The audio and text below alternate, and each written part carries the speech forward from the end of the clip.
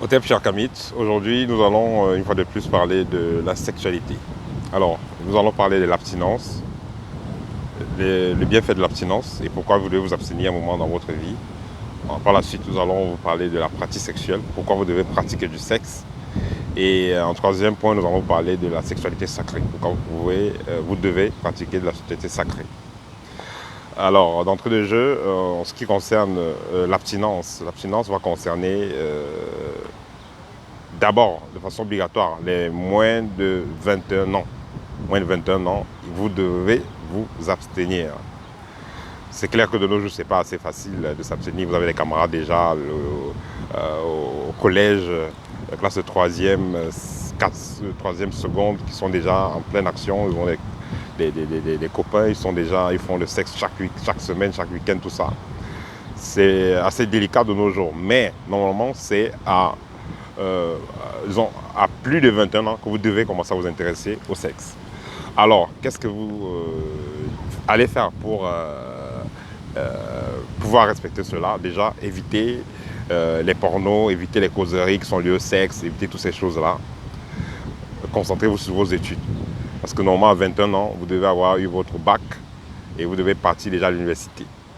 Et si vous êtes concentré, si vous êtes dans l'école, en même temps vous êtes toujours dans les histoires de sexe et tout, ça pourra vous déboussoler. Et si vous pouvez tomber enceinte, vous partez enlever, tout ça, ça va freiner votre évolution. Ça va freiner votre évolution au niveau de votre évolution scolaire. Et à moins de 21 ans, vous n'êtes pas vraiment préparé. Il y a beaucoup de choses que vous ne connaissez pas. Par exemple, vous n'avez même pas fait philosophie à l'école. On sait très bien que celui qui n'a pas fait philosophie, c'est comme s'il n'a pas fréquenté, parce que ça vous permet de raisonner, voir le pour et le contre dans toutes choses, et ça vous fait voir la vie d'une autre façon, quand vous avez fait philosophie à l'école, en terminale par exemple. Donc celui qui a donc passé les 21 ans, on suppose qu'il a passé son bac, il a fini avec cela, donc il a une autre façon de voir les choses, il peut déjà choisir, il a mieux de compétences pour pouvoir choisir ce qui sera bien pour lui ou pas. Ça, c'est un point.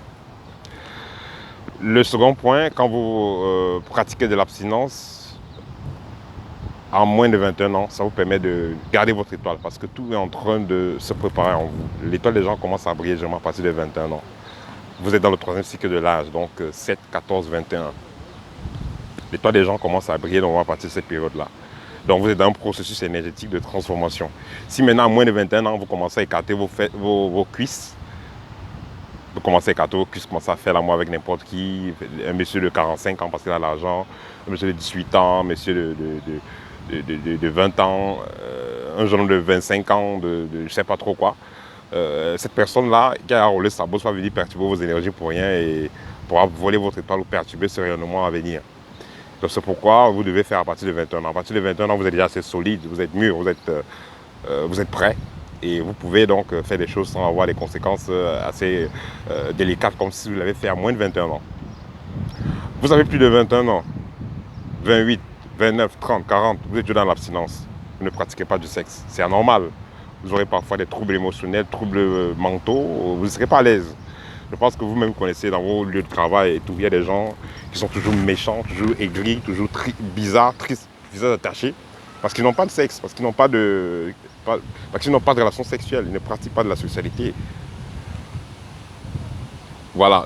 En ce qui concerne les bienfaits de la pratique sexuelle, les bienfaits de la pratique sexuelle, ça vous permet d'être mieux équilibré, ça vous permet d'avoir un cerveau qui fonctionne mieux, ça vous permet d'être en bonne santé, ça vous permet d'évacuer le stress.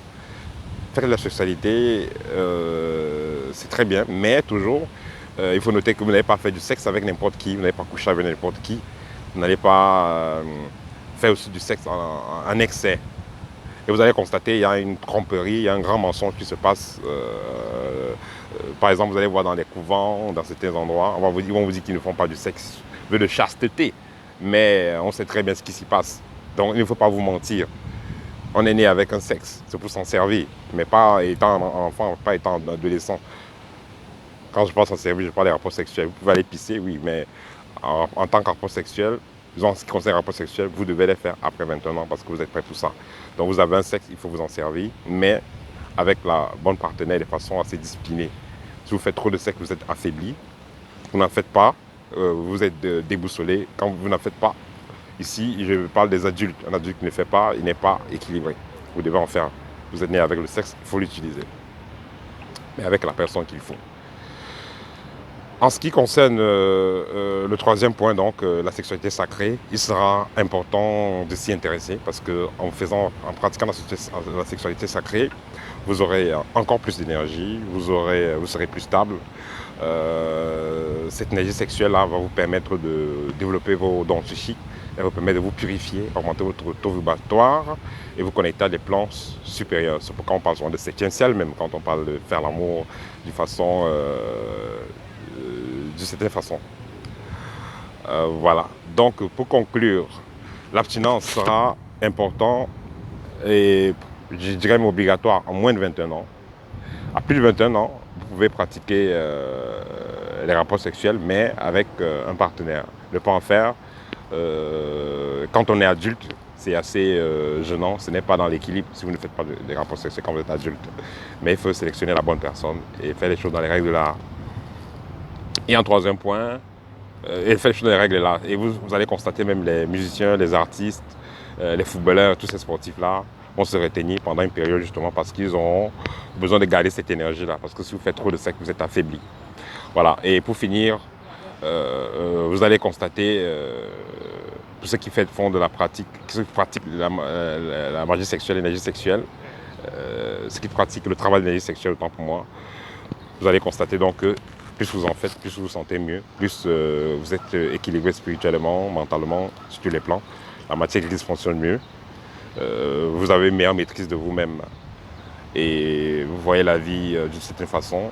Elle vous connecte à des plans vibratoires supérieurs. Ça, c'était mon partage pour aujourd'hui. Pour tous ceux qui sont intéressés par nos formations, allez dans le site www.kamit.com. Si vous êtes intéressé par le livre, écrivez-moi directement. Le livre est libre. Et vous aurez la suite. À très bientôt chez Kamit, au TEP.